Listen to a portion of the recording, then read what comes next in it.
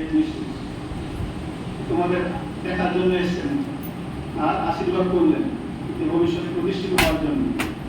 এই কটা বছর আমি বলি এই আমি 9 থেকে গ্র্যাজুয়েশন পর্যন্ত এই কটা বছর যে ভালো করে থাকবে সারা জীবন আনন্দে কাটাবে। তাহলে দেখো এই কটা বছর যদি ভালো করে কাটাও, ভালো করে মানে এই কটা বছর যদি খাটাও একটু, ওইদিকে 3 বছর আর এদিকে 4 বছর, তাহলে 4 3 7 বছর।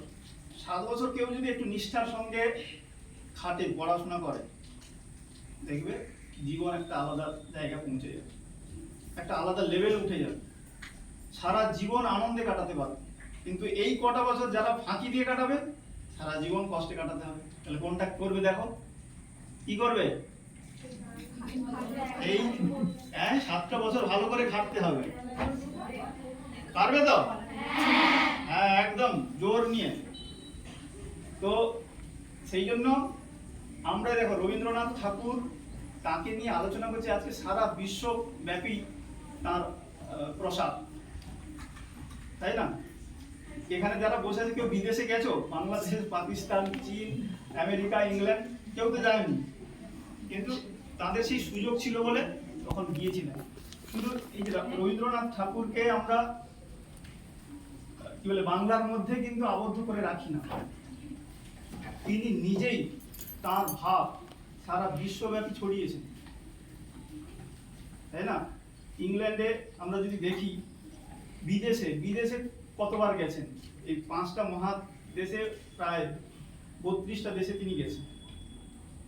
5টা মহাদেশে কি বলে মহাদ্বীপে তিনি 32টা দেশে গেছেন। তার নিজের কাজ এবং অন্য সংস্কৃতি, অন্য সাহিত্য জানার জন্য, সেই সঙ্গে সঙ্গে নিজের ভাব, এই যে তার নিজস্বতা ছিল না। স্বামীজি বলছেন স্বাধীন চিন্তা। পড়াশোনা আমাদের তো চার দেওয়ালের মধ্যে হয়, তাই তো? এর মধ্যেই চক ডাস্টার নিয়ে আমরা ব্যস্ত থাকি, ওর মধ্যেই, কিন্তু এর বাইরে বেরোতে পারছি না। কিন্তু তখনকার দিনে তিনি আলাদা একটা ভাবনা ভাবলেন, শান্তিনিকেতনে গাছের তলায় ক্লাস হবে, প্রকৃতির মধ্যে পা, একটা আলাদা চিন্তা ভাবনা। সেই জন্য স্বাধীন চিন্তা যদি কারোর মধ্যে থাকে, কেউ যদি চিন্তা করে স্বাধীনভাবে কিছু, তার ভেতরে কিন্তু এই ভাবগুলো, সে নতুন কিছু ভাবতে পারবে, নতুন কিছু করতে পারবে। আমি একটুখানি বিদেশে কোথায় কোথায় গেছিল আমি জাস্ট বলে দিচ্ছি। 1878 থেকে 1992 এই সালের মধ্যে 5টি মহাদেশের মধ্যে 30টি দেশে তিনি গেছেন। ইংল্যান্ডে গেছেন, ইংল্যান্ডে তিনি ব্যারিস্টার পড়ার জন্য গেছিলেন, আইন পড়ার জন্য। সেখানে গিয়ে দেখো তার স্বাধীন চিন্তা কোথায়, ওই সাহিত্যের দিকে তার বেশি মন। তিনি ওই দিকে মন না দিয়ে ওখানকার যে সাহিত্যিক যারা আছে, ইংরেজি সাহিত্যের যারা ছিলেন,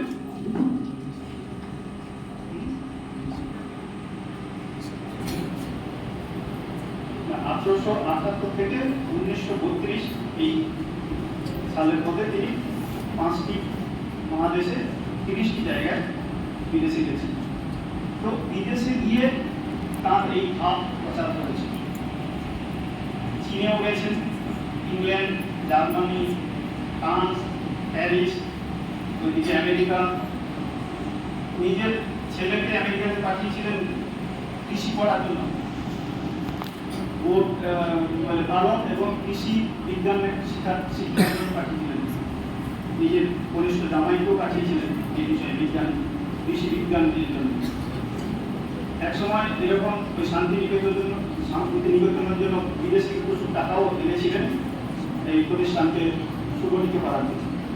তো যাই হোক, আমি যে কথা বলছি, নোবেল পেলেন সে বিদেশে যাওয়ার পরে, ইংলিশে অনুবাদ করে যখন বিদেশিদের ইংল্যান্ডে শোনালেন, তারপর তারা দেখে বুঝলেন যে এর মধ্যে নতুনত্ব কিছু আছে। এমনি হয়নি তো, তাকে ভাবতে তো হয়েছে। এই জন্য আমাদের জীবনেও যখন যে কথা বলছিলাম, যে এই কটা বছর যদি আমরা ঠিক থাকতে পারি, তাহলে সারা জীবন আনন্দে কাটাতে পারি। নাহলে এই কটা বছর যদি ফাঁকি দিয়ে কাটাই, তাহলে কষ্টে কাটাতে হবে। কোনটা করবে সেটা করবে না। ঠাকুরমা স্বামীজির কাছে এই প্রার্থনা করব যে তাদের আশীর্বাদ তোমাদের উপর বর্ষিত হোক, জীবনে প্রতিষ্ঠিত হোক এবং স্কুলের নাম, দেশের নাম উজ্জ্বল করো। এই প্রার্থনা করে আমি আমার বক্তব্য শেষ করছি। নমস্কার।